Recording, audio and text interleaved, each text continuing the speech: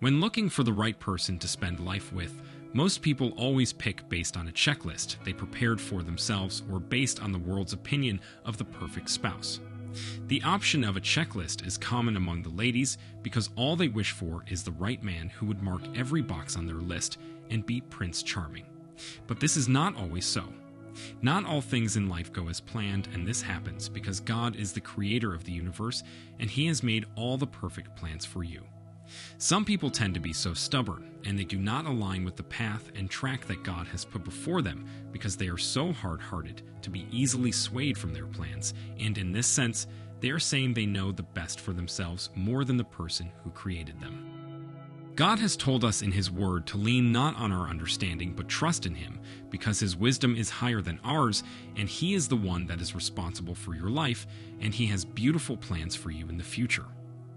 Choosing a life partner is not something that should not be taken lightly with your knowledge and with your checklist, because it is a step that has to do with the rest of your life. Your knowledge can never be enough to make such a crucial decision, because God knows the heart of everyone while we look only at the physical appearance and presentation. God's way is always right. Proverbs chapter 21 verse 2 says that every way of a man is right in his own eyes, but the Lord weighs the heart. This means that all the attributes and characteristics that you might have made up your mind that your spouse must have might be right to you, but the one thing that matters most is the heart, which the Lord weighs. Only God knows the secret of the heart. He is called the one that sees El Roy, the revealer of secrets, and the judge of the intents of the heart. Anybody could easily fake his or her personality during the time of courtship just to win the heart of his or her partner, and because of that, you fall for him or her without knowing the true intent of the heart. The person could pretend to be who he or she is not because of your focus on physical appearances and behaviors.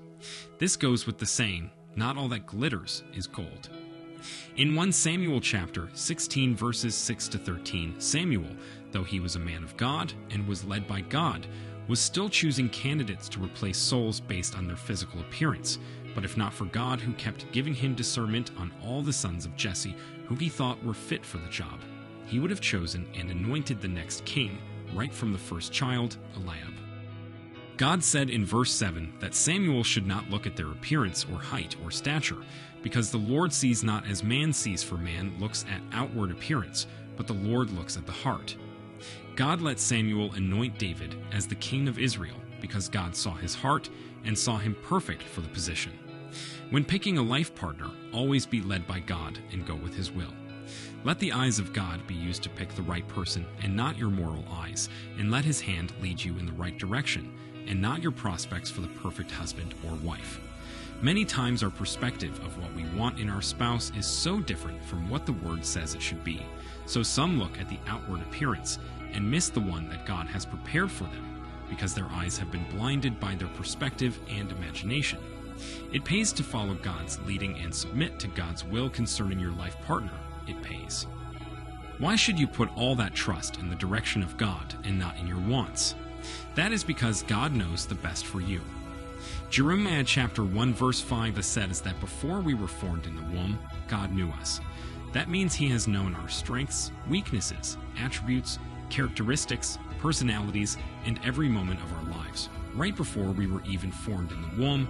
And Jeremiah chapter 29 verse 11 also says that He has thoughts of peace and not of evil towards us. Taking the two verses as one, we can see that there is a decision that God can make for us that'll not be more than perfect for us. He knows the right person who will strengthen your weakness and who will complete you and be your other half, for He has good and perfect thoughts towards you.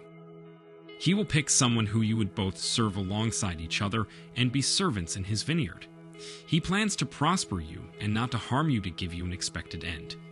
When it is God that chooses the right one for you, He will give you one that will be compatible not just with where you are now, but He will look into your destiny and future and give you one that will automatically adjust to every new level of success in life.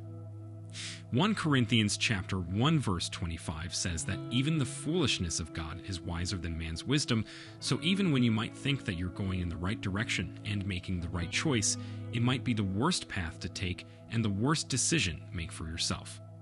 Even when people of the world keep looking at you as foolish for letting such a perfect person go, ignore them, for God knows best.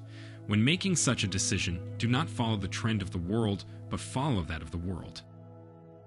The Word contains the words of God, and the Bible even says that God exalts His Word higher than His name, so you should know how important His words are. His Word would serve as a lamp to your feet and a light to your path, and lead you in the right direction. Listen for His voice and wait for Him to say yes, and when He says no, take it as a no, and do not try to fight the leading of the highest, because you would end up regretting it. Also, to be stirred on the right path, so as not to miss the one God has prepared for you, you have to obey those over you, such as your spiritual parents, biological parents, or your guardian, because they are instruments put by God in your life to move you in the right path. God has a reason for making them a part of your life, and to make that purpose fulfilled, you have to listen to instructions from them. 1 Peter chapter 2 verses 13 to 14, Hebrews chapter 13 verse 17, 1 Peter chapter 5 verse 5, and Ephesians chapter 6 verses 1 to 3 are all verses of the Bible that instructs us to submit and obey our leader, authorities, parents, and also talks about the benefits attached to submitting and obeying. Romans chapter 13 verse 1 says that there is no authority that is above God's. Therefore, all authorities are ordained and placed in power by God. Therefore, since God has put all of these people in place of power to guide you, and His thoughts towards you are also of good and not of evil, all you have to do is lean on Him and trust those people He has ordained, His voice and His word. And once you do all these, you would not miss the one God has prepared for you. You can't afford to make this mistake concerning your marriage, because when it comes to marriage, unless a relationship or dating can be reversed and mended when it goes bad, this is for your lifetime. Do not be distracted looking in the wrong direction. Be aligned with God's will for your life. Trust in God and commit your way to Him, and let Him bring it to pass. When we walk out of God's will for our life, we step into the place of submission to the enemy to destroy the joy in our lives, because out of God's will is where the enemy has held over people. When you choose and marry the one that God has prepared for you, you will find satisfaction, joy, and peace in your life. When you marry the one that God has prepared for you, you will find rest and know that even when things get tough, you can go back to Him to help you, because He is the one that chose this one for you, and you know it. Now it makes your life rooted on a solid rock that cannot be shaken. Follow God's plan for your life and obey God's instruction concerning the choice of your life partner. Some distractions have made many walks out of God's will because of the pressure in society. For example, peer pressure, which is an identity concerning who to choose as our life partner, but not yield to them. Begin to seek God's will concerning the future home, so you will not be deceived to follow the wrong direction and end up in frustration and anguish.